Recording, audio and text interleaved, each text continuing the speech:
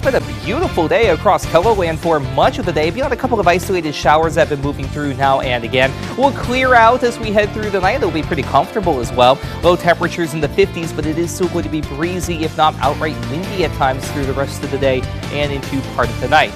The wind comes back for the day on Thursday. Temperatures mainly in the 70s with a few low 80s out there for good measure. We'll talk about the rest of your 7-day forecast, which features a few chances for rain here and there coming up in a little bit. But until then, First at 4 starts right now. Live from KELOLAND Media Group. KELOLAND News, First at 4. Coming up, we're going to tell you what closed at Central Sioux Falls Street this morning.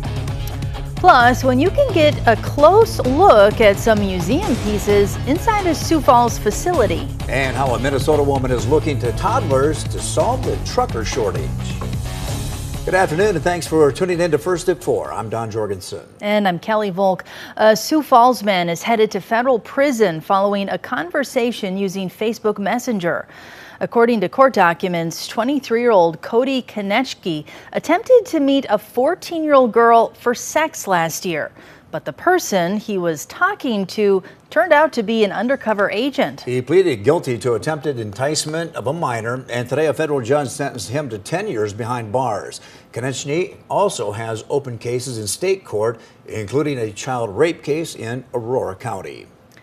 The Hutchinson County Sheriff says a missing 10-year-old boy has been found dead. Searchers had been looking for the boy in the James River since he disappeared last night on the Cheddar Hutterite colony.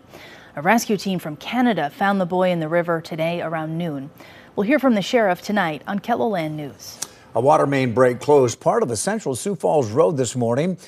It happened on Southwest Avenue between 9th and 10th Streets. Road construction is underway in that area, and our KELOLAND News crew was able to capture this video. Crews are working to fix the break so traffic can resume on the west. Drivers are asked to use caution near the work area and may want to find a different route. A Sioux Falls facility that stores thousands of museum pieces is giving the public a close-up look at its collection this weekend.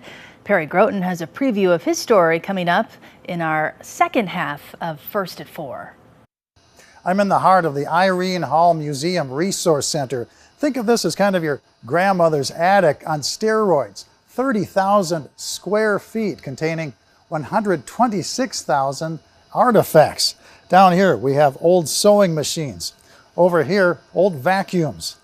Here's some ice tongs from back in the days before there were refrigerators inside of kitchens. And over here we have old cash register. Plus, there are hundreds of items from the World War II era. And as the nation gets set to observe the 80th anniversary of D-Day, we're going to take a look back at the service of South Dakotans reflected through all of these artifacts coming up tonight on KELOLAND News. Reporting from Sioux Falls, I'm Perry Groten. Taking a trip back in time. Yeah, looks like he was in his element there. All right, let's get to our weather. It's been a pretty nice day out there, although the winds are picking up. Adam? Yeah, it's been a pretty blustery day, and that's putting it mildly, especially if you've been in northern or northwestern portions of South Dakota, where we've seen gusts upward of 50, 60, even 65 miles per hour over the course of the afternoon. We'll get to those headlines in a moment, but here's a live Doppler radar for the time being. We've seen a few isolated sprinkles here and there, a couple of organized showers, and even a rumble of thunder or two being observed in portions of western Minnesota and then down between Sioux City and Spencer as well. But overall, yeah, the bulk of our moisture way off to either the north in northern Minnesota or just outright to the east, moving through Detroit, where they have a couple of severe thunderstorm warnings out that way in eastern Michigan, and then eventually into portions of southern Ontario in Canada.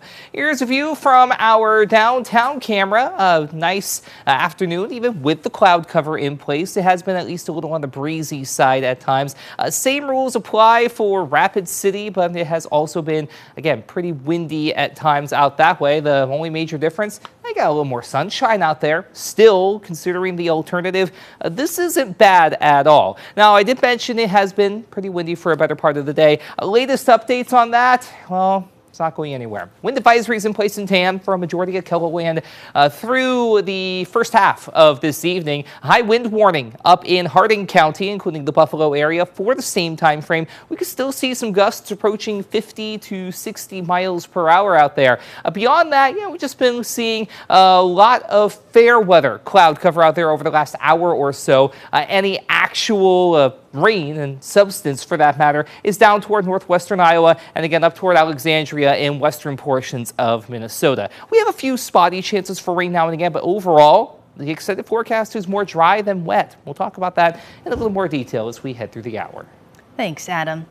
Well, there's a big need for people to drive big trucks. Numbers show we may all have issues getting what we ordered online.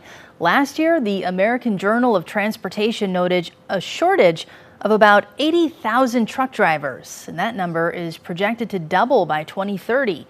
Susan Elizabeth Littlefield shows us how a local woman is looking to toddlers to help solve the problem. From building a road to saving a life, trucks are the go-to vehicles of function and fun, as siblings Davis and Sophie can attest. Do you like trucks? What do you like about trucks? Because I can drive them. What do you think the coolest kind of trucks are? F-350s. And that's the hope, that more kids will want to drive more trucks. There's a huge shortage for truck drivers and a huge shortage for qualified diesel technicians. Short on drivers, the country is big on need. Trucks bring everything except people and feelings. Everything you touch or see. Kat works at truck supplier Rim Kenworth in South St. Paul. She's supportive of programs that teach teens about trades, but she said, why not start earlier? In fact, trucks deliver everything to all the stores around here. So she wrote this book and 2 more. She calls the series Blue Collar Kids. I started thinking, what about younger, to just expose them to the trucking industry. They sleep, they have a refrigerator, a television, video games. A lot of them have pets with them. So you want kids to know about that part of trucking? Absolutely. The fun part. The hope is when kids answer that question, some will realize they can one day professionally play with toys. Would you ever want to drive a big truck? Yes. With photojournalist Joe Berglove in South St. Paul, Susan Elizabeth Littlefield, WCCO News. And the author also wants kids to know these jobs can pay 6 figures. The Blue Collar Kids book series is available on Amazon.